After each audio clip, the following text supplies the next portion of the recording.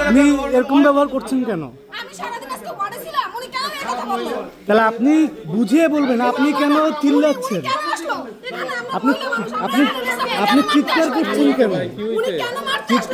চিৎকার তো করতে পারবেন না। আবারও আপনি সে হাইপ তুলে কথা বলছেন।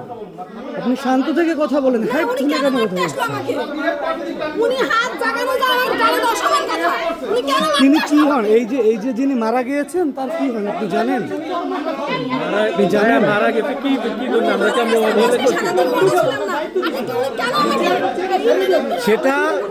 সেটা হচ্ছে আপনারা যদি এখানে চিল্লাচিল্লি করেন, এখানে যার স্বজন যারা আছেন তারা চিল্লাচিল্লি করতেছেন, এখন আপনারা যদি করেন ওয়েট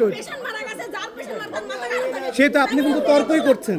আপনি তর্কই করছেন আপনি তর্ক করছেন কেন?